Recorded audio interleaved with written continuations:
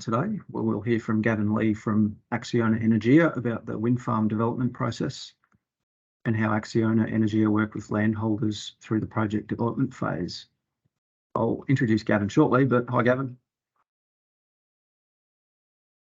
I'd also like to quickly pass on apologies of our CEO, QFF CEO Joe Shepherd, who's unable to join us today. And I'd also like to introduce Jonathan Mendez from QFF, who's working on the Toolkit here at QFF. Hi, John. So thank you everyone for joining us. This is a bit of a new world for a lot of landholders. So at QFF, we thought it would be valuable to create a toolkit or a resource to help farmers be better equipped and think through all the things they need to consider before they embark on an opportunity, such as being a landholder host or being involved in a renewable infrastructure project. We have the Energy and Jobs Plan announcement last year, which set some ambitious targets for renewable energy generation and supporting infrastructure in the state. This toolkit will be available shortly, and as part of the learning, we've been talking to landholders and developers who have already been through the experience of negotiating agreements about renewable energy development. We've spoken to other groups such as Farm Groups, Gasfields Commission, Australian Energy Infrastructure Commissioner, Renewable Energy Alliance, Clean Energy Council, Farmers for Climate Action and others. We're pleased to have the support of the Department of Energy and Public Works on this, who we've been working closely with on the project.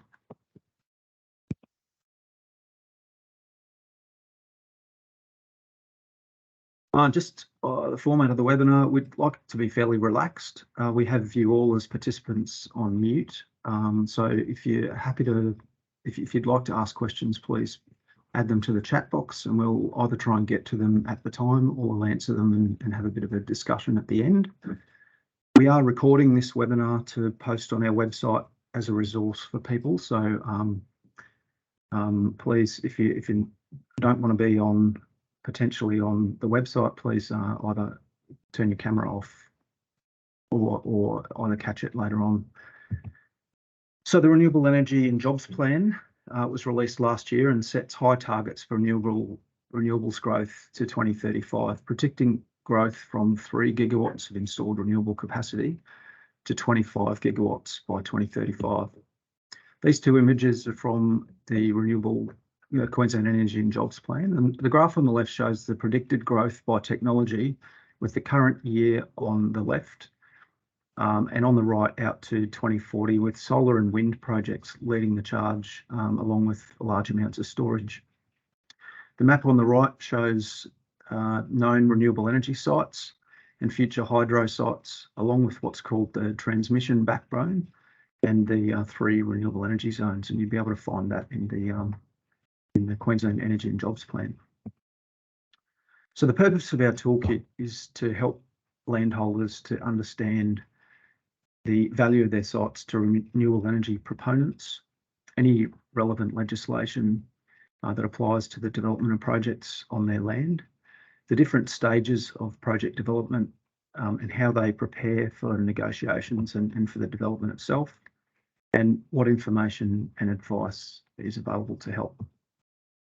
And the toolkit itself will include a checklist or a series of checklists with relevant information for the landholder at various stages of the negotiation process, a guideline with suggested actions and considerations for dealing with project proponents, a number of case studies and resources from consultation phase, such as the workshops and webinars and some of the blog articles that we've written and everything. So hopefully a good comprehensive guide. This is the second of these webinars that we've done. We did one before Christmas with James Walker about how he worked with the developer of the Longreach solar farm at his farm at Camden Park Station at Longreach. And you can see that webinar and hear some very good advice from James at the website at the bottom of the page there. So I'd like to move on to the topic of this webinar, which is about the renewable energy developers' perspective and how renewable energy developers approach and deal with landholders throughout the development process. I'd like to welcome and introduce Gavin Lee, who's a Senior Business Development Manager for ACCIONA Energia, who are developing the McIntyre Wind Farm southwest of Warwick in Queensland. Gavin's working on a number of Queensland renewables projects for ACCIONA Energia, and so he's an excellent person to present this. And just as Gavin gets underway, I'd like you to encourage you again to jot down any questions that you might have for him in the chat box, and we'll put them to Gavin either as we go or at the end. So Gavin, thank you very much for joining us. Yeah, thanks, Andrew. So over to me then. So how do I share my screen? You can share yours. Trying to.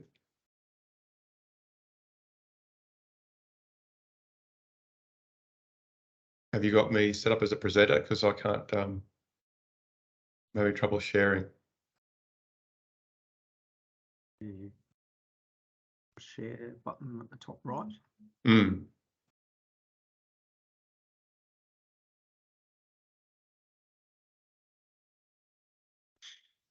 Slight technical difficulties, eh? Working on this, folks. We might be a sec.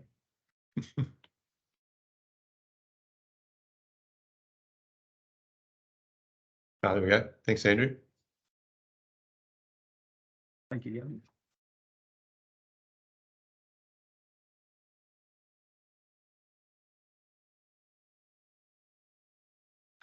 Well, thanks everybody for joining today. I'm really happy to be working with the QFF on this initiative. Our view is that the better informed everyone is in the whole process, the better is the outcome. And we're really happy to be presenting this today so that we can help you climb up that sort of knowledge curve. And if you're being approached by developers in terms of renewables. My presentation is focused on wind. That's pretty much what we're developing at the moment. We do some solar projects, but the QFF have had the presentation on the solar but pre-Christmas, so I thought we'd just focus in on wind projects. But projects generally, development process is very similar from a sort of high level. So I'll move on.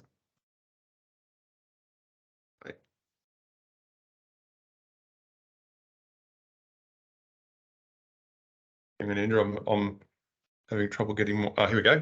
Right. Yeah, so as I said, there's generally we see it as about 4 stages in the development of a project.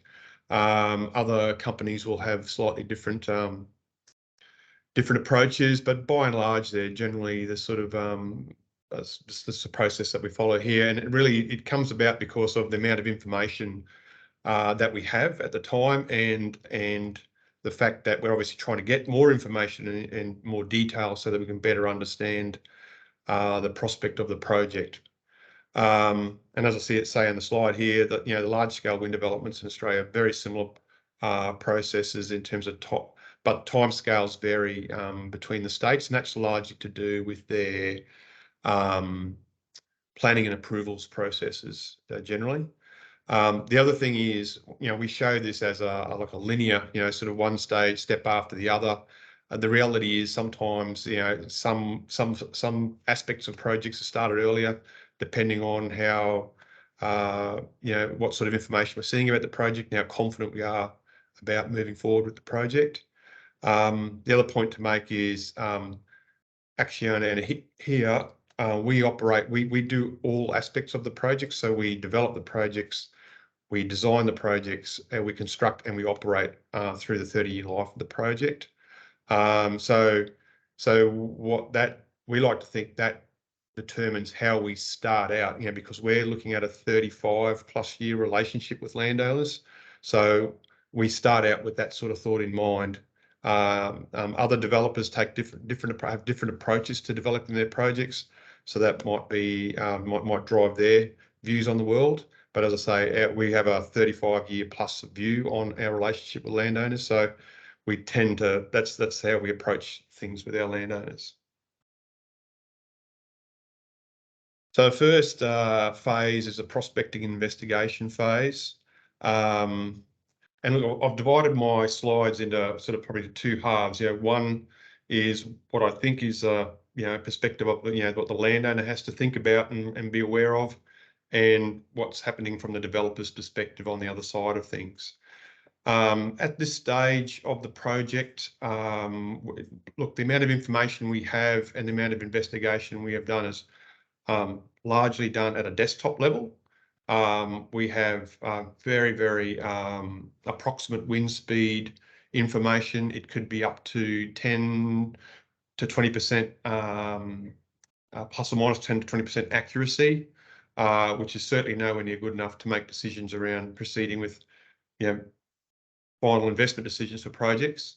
The other piece of information that we're really interested in is the transmission grid and how much capacity it might have in it. Other things that we would have looked at, once again, only from a desktop level, would be if there are any potential ecology issues as protected plants and animals. Look at the land ownership, obviously, whether it's freehold or leasehold, because that determines, the different sort of pathways in terms of development. And maybe, we might have a look at the difficulty of the terrain, because sometimes, the steeper the terrain, the more difficult it is to construct and the likes. And at that point, we'll contact the landowner to determine if they're interested in hosting.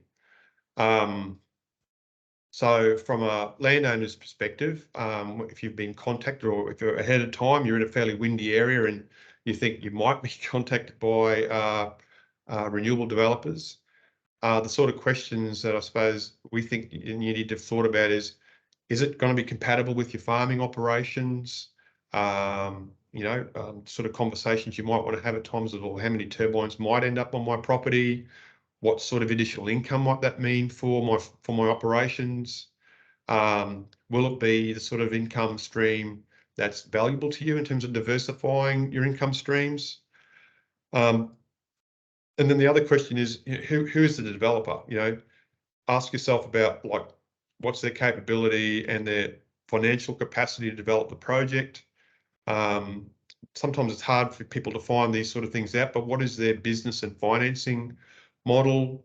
As I said earlier, ACCIONA likes to, we build, own, what we call build, own and operate. We'll own the project through its whole life, through to possibly demolishing it or rebuilding it or whatever.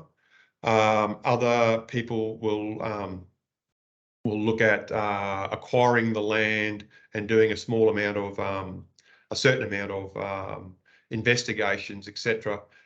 But they don't really have the funds to take the project too much further. So then they will look for a partner to come in and help them finance and fund the further development. Some might simply sell. So there's a variety of models, and I think that's something that the landowner needs to sort of ask that question and sort of think about whether they want to be, that's what they want to be involved in. As I said, the other things they might want to ask is, have they developed projects before, and do they have operational projects in Australia or elsewhere? One of the things that we like to be able to do as we move down the pathway with landowners is, if we can, we offer them the opportunity to go and visit one of our operating sites and talk to some of the landowners, so they can get a good understanding of what they went through, how it's impacted their farming operations, the good and the bad and the ugly of the whole thing that they went through, and they can see some turbines up close, etc. And possibly one of the last things that you might want to think about is how does that developer engage and contribute to the local community? Because one of the things that we're acutely aware of is that while there will be commercial arrangements between ourselves and landowners, the broader community is impacted by the project. They'll be driving past and seeing the turbines, and they'll be having they'll be impacted by construction activities too. So we set up community funds that we can help contribute to things in the community, so that the community can see the broader, share the broader benefits of the project with the community. And this slide I'm just showing you here is really, I suppose, showing the two things that we are probably most interested in, and the level of detail that we have when we probably pick up the phone and ring up a landowner. And that is that we've got some very high level wind maps, the sort of things that they're showing. This is not a particularly good one, this one, but you can see in the red showing the higher wind speed zones. And the other thing that you can see, the blue and red lines you can see going up and down the coast, they're the different sorts of transmission lines that are in the area. So they're basically, like I said before, the things that we look at is there sufficient wind speed to develop a project, and how far away from the grid is it, and how much capacity is in that grid. They're probably our main questions that determine the prices that we start looking and doing a little bit more of a deep dive into.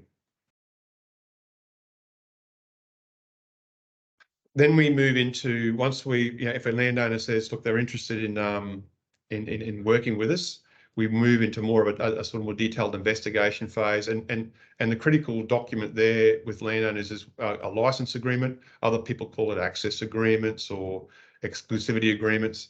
But really, it's really about an arrangement that says, look, I'm happy for you to come on the property to do some investigations.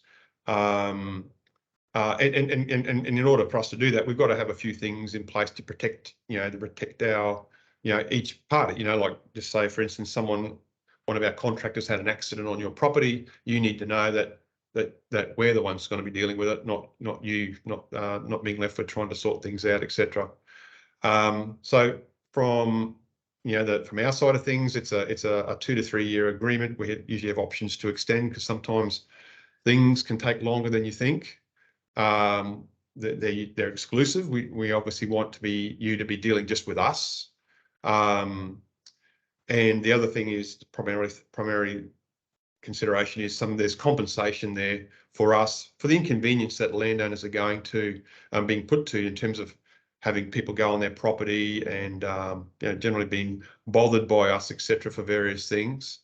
Once that agreement is signed, not all landowners, but some landowners will start to see wind measuring devices known as SODARs or LiDARs. There's some pictures later on just after these slides of those, but usually they're on people's properties for around 12 months or more. They're a trailer mounted measuring device, and when I said earlier that the accuracy of our desktop data is maybe 10 to 20%, plus or minus 10 to 20%, they can bring that accuracy level down to between 2 and 6%. So it's a lot more accurate and gives us a better understanding of the wind, and it allows us to and we might put them on a couple of different properties and spread them out across what we think is going to be the project area to give us a better understanding of how the wind plays out across those different areas. We'll also then conduct some on the ground ecology reviews and start site ecology surveys. So you'll have people on the field doing identifying plants, identifying different animal species, etc. Because we're trying to understand, are there, once again, protected plants, protected animals, etc. What sort of things might we have to deal with if we're doing the project? We start doing grid connection checks to absolutely confirm with with the likes of PowerLink that there is going to be capacity there and what other issues we might have to deal with to connect the project. We look for other turbine location, other things that will constrain our turbine locations, like housing, mobile phone tower locations, a range of other things that we have to take into account that can determine whether we can put turbines in certain locations. We'll come up with probably a preliminary wind turbine layout. I mean, and these layouts, they will change across the course of the project as we get more information and we sort of delve deeper and deeper and deeper into the detail of the project.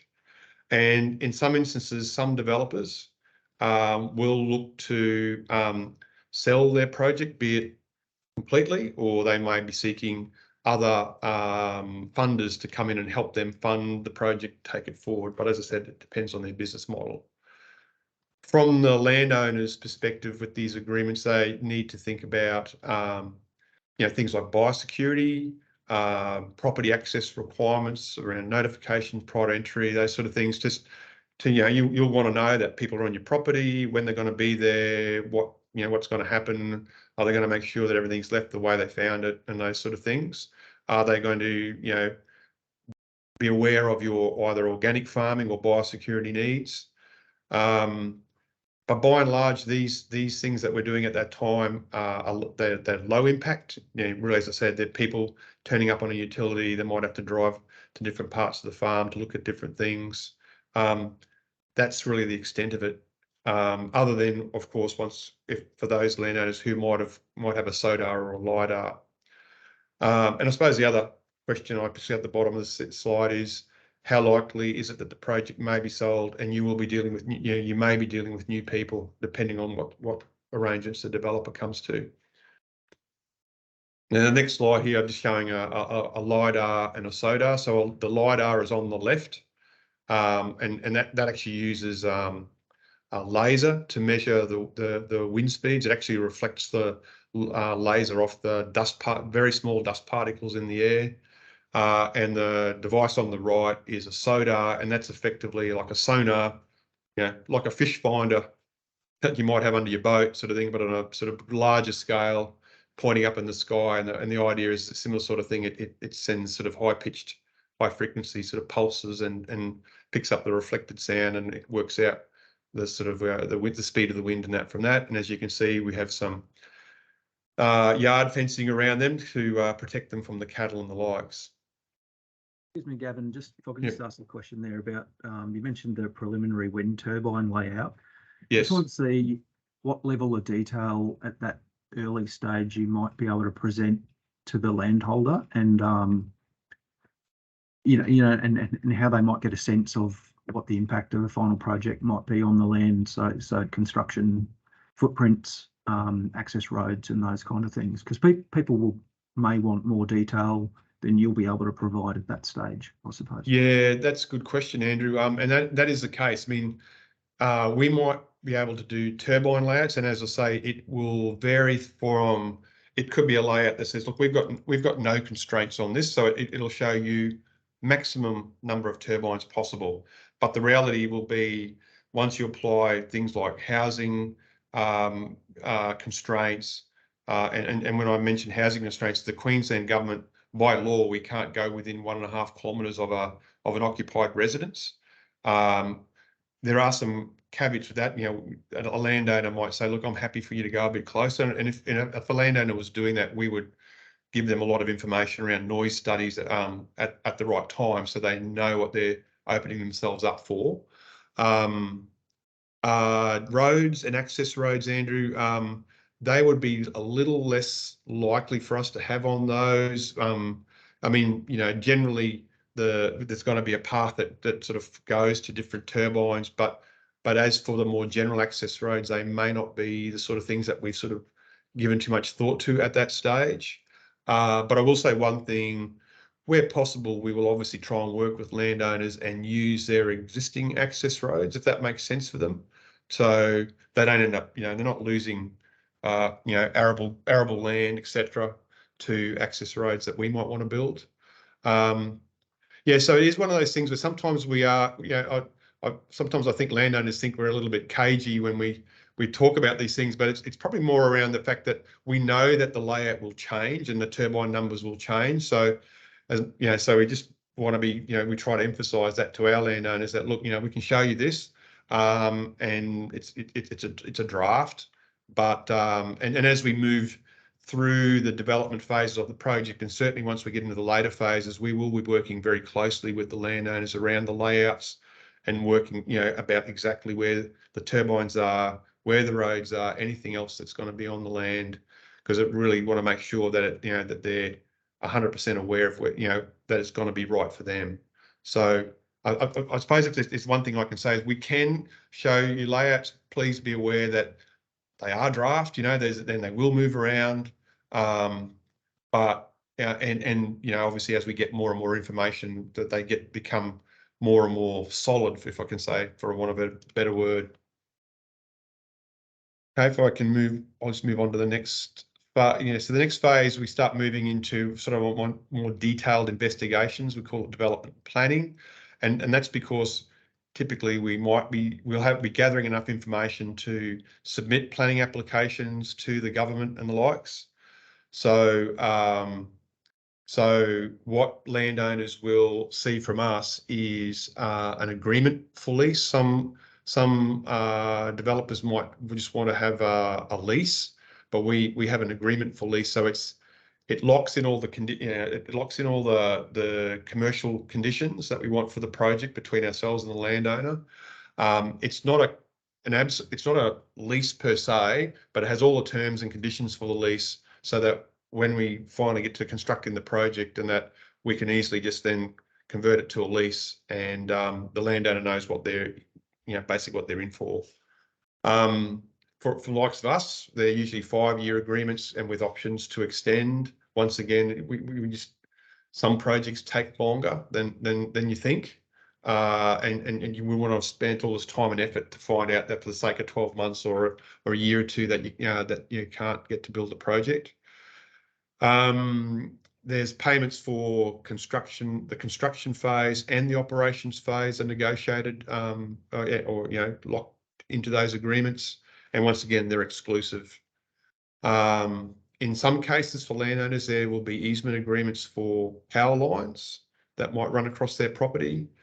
We may be continuing to do further on the ground ecology surveys.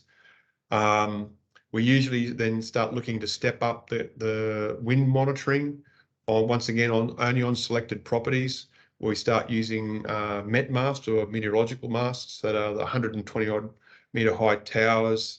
And the reason we use those is because they're plus or minus 1% accurate in terms of wind speed, and they're that is ultimately the sort of data that the wind turbine manufacturers want in order to be able to confirm, the suitability of the wind turbines for the sites and the likes. As I mentioned earlier, planning applications with state and Commonwealth governments will get entered into, and these are public documents. And so that's something for people to be aware of, that's just probably while, the community might know, and there might be sort of discussions around the place, but it's the first time that the project probably becomes truly public. And because of that, we would have started to do some community engagement with the broader community. Once again, from the landowner perspective, as I've said, there's the lease payments, and we will typically do per megawatt of installed wind turbine capacity. So that way, the farmer isn't, it's sort of a fair mechanism for compensating the landowner if we put bigger or smaller turbines into onto the site. Generally, it's bigger. There's also compensation for they're having to, what happens during the construction period. It can be disruptive to some people. Same things as before, also to do, as we talked about in the license agreements. We need to capture biosecurity needs. We need to capture the things around notification prior to entry and a bunch of other things in terms of gates and fencing and the likes. This phase is still like a low impact on farming. We haven't started construction. It's still very much a planning phase. In some instances, there might need to be some vegetation clearing for things like MET masts, or we may have to do some vegetation clearing at potential turbine sites to do geo surveys. I'm just thinking, the other things for the landowners to be thinking about is, there might be parts of your property that you don't want turbines on, or you won't be, people might do helicopter mustering, or they might have other reasons for, in this case, one landowner I know has a landing strip, so they sort of say, well, I don't want turbines with a certain distance of the strip. You might want to think about the longer term goals for your property in terms of, because the agreement for lease is, quite a, like a formal document. And then obviously if we get to, we proceed with the project, we will, then eventually move to leasing the sites on a landowner's property. And as I said before, the community will be informed of the project, and we'll be doing our community engagement and information session. So some people who haven't heard about it will start becoming aware of it, and have their views about the project, etc. And the other thing to be aware of is the length of time between signing that agreement and commencement of construction. It can be, 3 or 4 years, depending on how things go with the approvals with various government departments. And on this slide, yeah, sorry, Andrew. Just a quick question there, just to just as far as the landholder perspective and what you said about their preparations they can make in the previous stage. I guess it's something that we're emphasising fairly heavily in the toolkit, and that is around that lead up to that agreement for lease is really the landholder's opportunity to put everything on the table about future plans for the site, no-go areas, any of those kind of things that they'd like considered. It needs to go in at that agreement for lease negotiation phase, doesn't it? So people really need to do all their preparation leading up till then. Yeah, absolutely. I mean, and that's the sort of things we want to understand and accommodate with them. It's like I say, from our perspective, we're talking about a 30+ year arrangement. So, people, as best they can, be prepared and have thought through, how you want your farm to run in addition to having wind turbines on your property and the likes. Sorry, Andrew, keep going. Sorry, I just got one other question about the lease agreement, whether or not it's a property agreement or some other type of commercial agreement. Generally, we're using a standard sort of Queensland property lease arrangement. So what people will see, there'll be what's called an agreement for lease, and attached to that will be a copy of the lease. So the idea is, if we get to the point where we say, hey, look, we are proceeding with the project, and there'll be sort of mechanisms for us to sort of formally let the landowner know about that. But that lease will be what ultimately is a document that continues on through the life of the project.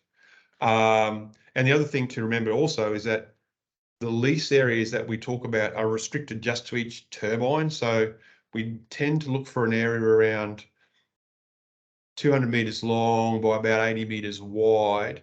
And the reason for that is if we have to do maintenance, and the rare occurrence where you might have to do some maintenance and actually take a blade down off a turbine, we actually need the space to be able to, the wind turbine blades are like 80 metres long, so we need the space to be able to bring the cranes in and take those things down, put them down on the ground, etc., and do whatever maintenance we need to do.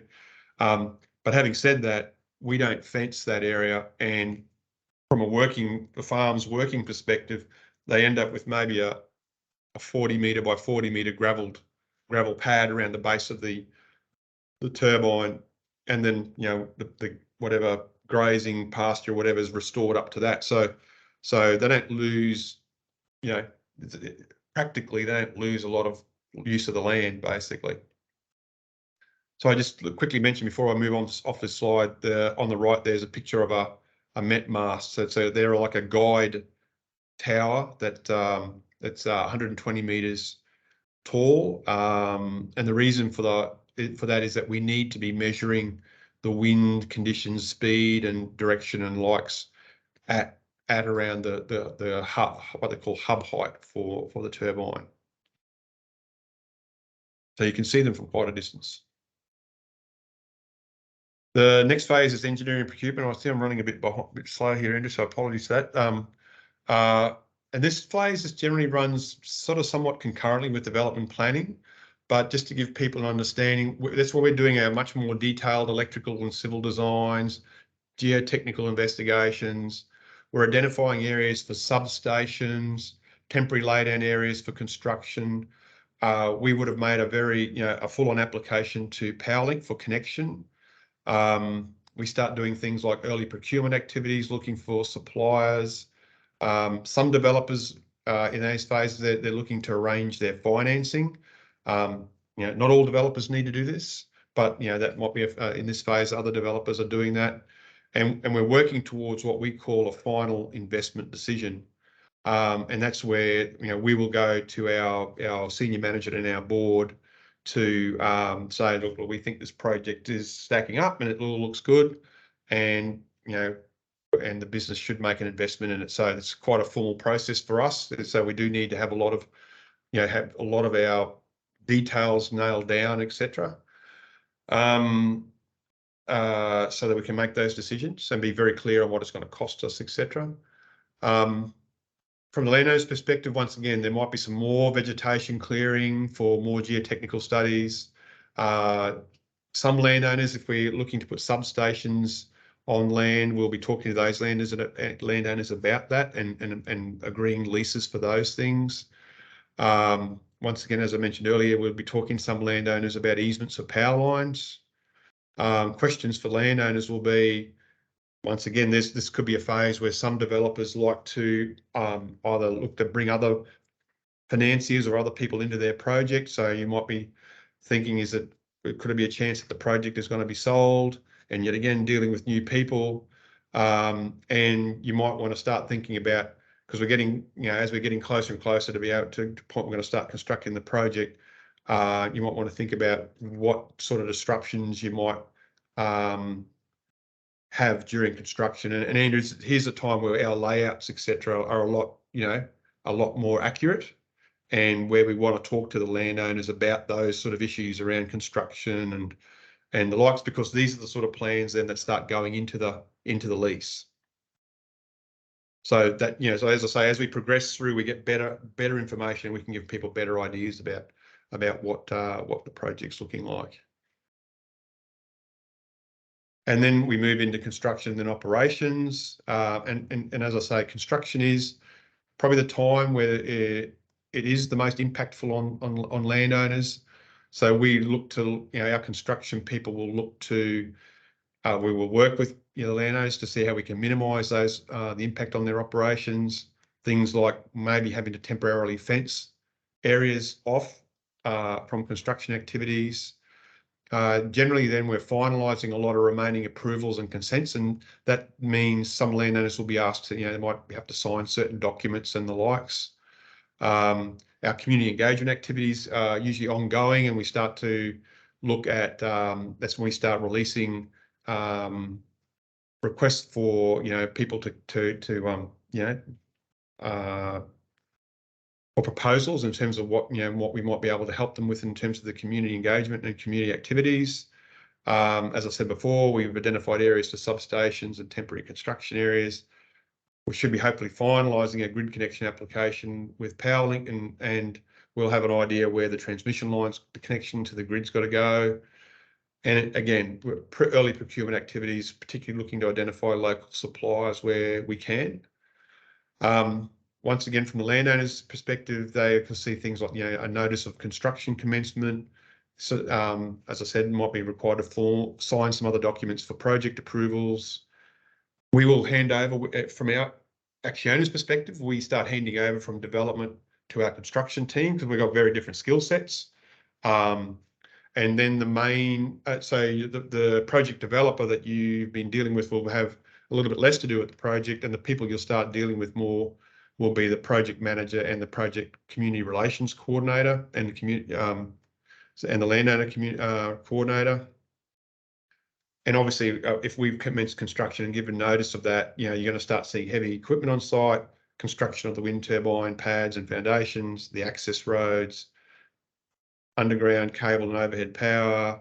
And obviously, there's going to be the sort of things about impacts on fences, tracks, gates, and the likes. I've got some pictures following here to give some, sort of things that you see. Most people aren't that unfamiliar with a bit of land clearing and sort of the bulldozers going through place and clearing tracks. The pictures on the right, show the sort of roads that we build. They are gravel roads, but they are engineered gravel roads, because the turbine equipment, when it's being transported in, is very heavy. So you're talking fully laden semi-trailers coming in, so the roads have to be able to cope with that. I know that one of the things that our McIntyre landowners are looking forward to is that the work that we've done on the main road that runs through the properties. Once we're done with it, it will become an all-weather access road for them. So that's one of the benefits that they're getting out of our construction activities, that we're upgrading the road to the extent where it's now going to become an all-weather access road for them. These pictures here show the like a turbine foundation. Probably it's hard to get a sense of the scale of that, but there's about 100 tons of reinforcing steel and about 600 tons of concrete in those foundations. And when they start pouring, they're a 24-hour pour. So basically, we go for 24 hours non-stop pouring the foundations, and we have 2 concrete batching plants going to do that. So it's pretty significant bit of concrete there on your property, but it's below ground level. And the only thing you'll see will be that it's hard to pick, but you'll just see like a cement collar that you can see on the top of like the dome there. That's all that will be above ground once it's all finished and resurfaced, etc. And this is showing some trenching for the underground cables and the like. So the trenching is about 500, half a metre wide. They try to reuse all the topsoil that they can, etc. And where possible, they'll generally run beside the access roads. Not always, but as much as possible, they'll run beside the access road. So you as a landowner have a fairly good idea about where the different pieces of infrastructure are on your property. And that'll be generally the power cables from the turbine back to what we call collector substations are underground, and then from those substations back to the main connection point are usually above ground power lines. So that's something to be aware of. And here's some pictures here of the cranes erecting the turbines. I mean, these days are around 150 metres or so to 160 metres to the hub height. They're very specialised cranes. It takes about a week to erect a full turbine. Have to allow a few days there where the wind might not be quite right to be putting them up. But generally, as you see, they erect the tower, they put what they call the nacelle on the top, and then they attach the blades. So basically that's an erected turbine. And we've got those activities going on at McIntyre right now. And the last lot of photos here is just showing electrical substations. So these are the sort of things that you might, not all landowners, only 1 or 2 landowners will have these on their properties. And that's sort of, it's no different to the sort of electrical infrastructure you might see from Ergon Energy or from Powerlink, basically. So very similar. You see transformers and switchgear and the likes. So there's sort of things that people will see during that construction phase appearing on the properties. And then in the operations phase, sort of into somewhat more smoother sailing then. So from our perspective, it's rehabilitation of the construction areas. We will finalise site leases. So we actually don't do that finalising the actual lease areas until the turbines are constructed and the construction's nearing the end. We'll have a site manager and operations staff, and wherever we can, we get there. Usually people that live locally. The sort of jobs you're talking about are trade and technical sort of jobs mostly. So there's sort of provide good jobs for your community. So other sort of things that have to happen is that we do regular wind turbine maintenance. They typically need to be checked and inspected and have services done on them every 6 months. But talking to our site managers down in some other sites, one of the things I said, landowners, you won't really know if people are at the towers or not. You might just only see a vehicle parked at the base of the turbine, and it's usually like a utility or something like that, because all the work that's going on is up inside the nacelle, 150 metres in the air. So it's not as though you'll see people walking around on the ground. They're usually up 150 metres above your head. From a landowner's perspective, obviously there's the finalising of the site leases. You're now going to be talking to a site manager who takes over from the landowner relations from the construction people. As I said, in terms of what you might see on your property is generally light vehicles for maintenance. There might be some really rare instances where there's got to be something major done to a turbine where some of the heavier stuff has to come back in. But by and large, it's light vehicles. As I said, mostly they're our employees. Occasionally we have contracted employees like most people have for specialist things. We also have ongoing community investment, which is something that might be another thought that you might want to think about, in terms of who you're dealing with, because we have an ongoing community fund basically to help fund things like scholarships to TAFE and to uni, ongoing things that might support different community, community things like sporting teams and the like. So they can be quite beneficial for the local communities. And then, even though we're talking about the operation phase, something else to think about is the end of the life of the project. From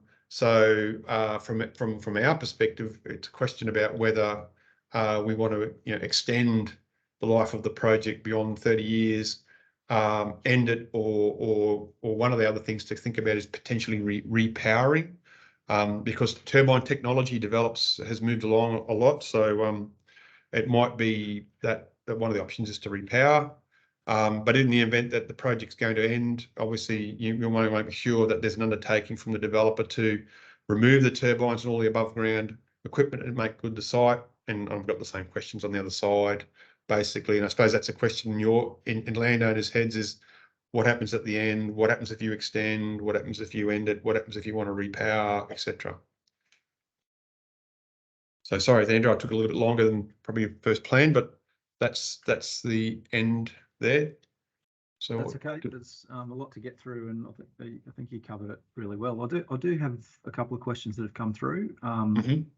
One of them is about those pictures that were really good about the construction phase, and someone's asked if you guys show those to potential landholders during that early stage discussions around. Yeah, we do. Help them understand. Yeah. I mean, it's one of those things you're trying to give the landowners the best understanding as you can. And I mean, some of them will have, they clear stuff on their own land, so they know what it's like to clear and that. But I think what we're trying to also show them is the standard to which the roads are built and the likes, that sort of, and what happens with trenching and those sort of things, so they can get a sense of the disruption on their properties when they're going through that construction phase. So yeah, we do show that to our potential landowners. Yep, and I think you said earlier too, you might actually did you say some of your landholders went down and visited your sites? Yeah, so it's no secret anymore. We have a project very close to the McIntyre project that we're constructing at the moment that we are developing, and we've taken those landowners to operating sites that we had in Victoria, because we don't have any operating sites in Queensland at the moment. McIntyre will be the first one.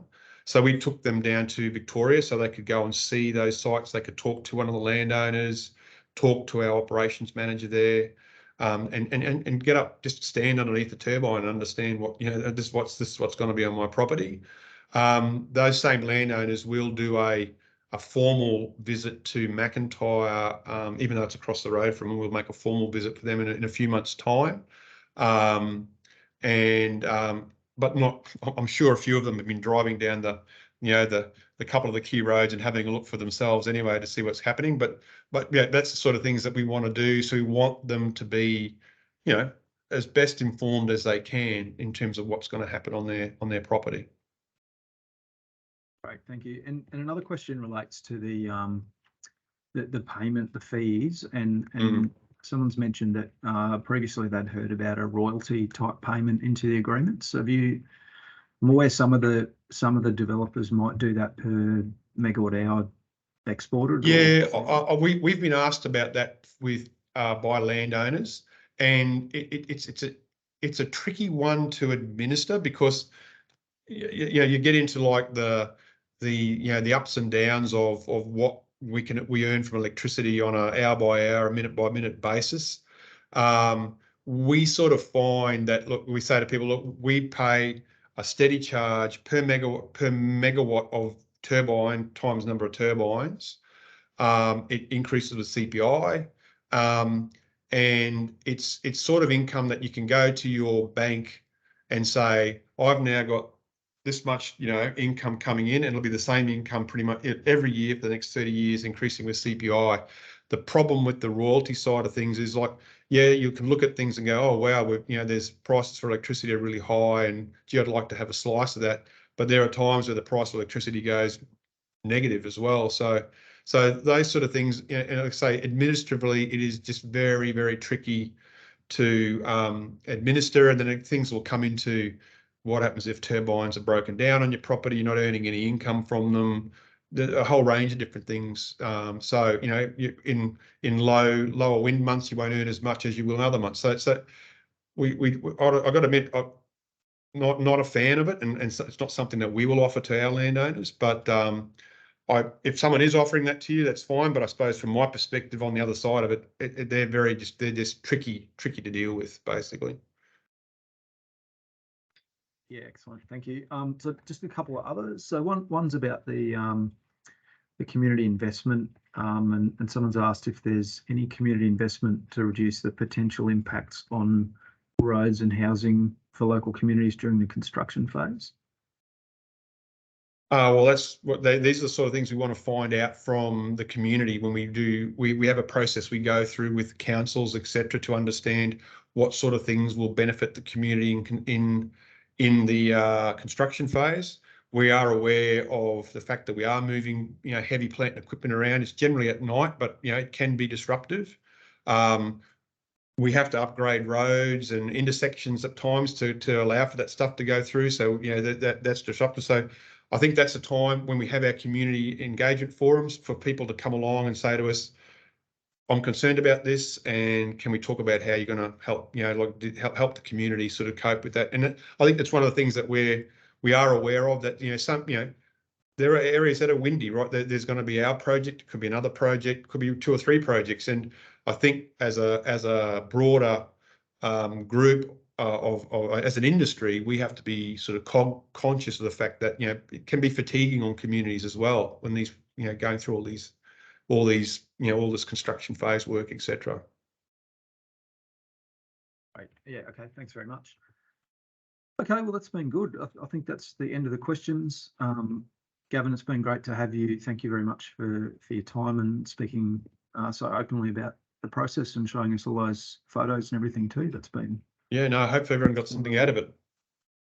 Excellent. And so I talked about our renewable energy toolkit, and I just wanted to show our timeline. So we're right at the end of that now. So hopefully we're at the point where we'll be able to release this for people to have a look at and start using in the next month or so that we're ready to go. And so our next steps, we'd still be interested in talking to people that are going through or have gone through an agreement process or a negotiation process for a renewable energy project, either landholders or renewable energy developers. So please contact either Jonathan or I. We'd like to chat to you about that, because we're sure there's probably still, the more work that we've done on this project, the more we realise there is to think about. So yeah, we'd love to hear from people. Likewise, if there's any questions that you didn't think at the time to ask, or occur to you later on, we'd be happy to answer them again. But once again, thanks to my colleague Jonathan for working on the project with me. Thanks Gavin Lee from ACCIONA for coming and talking about the project development process. And thank you to everyone out there for joining us today for the webinar. And see you again. Thank you. Thanks, everybody.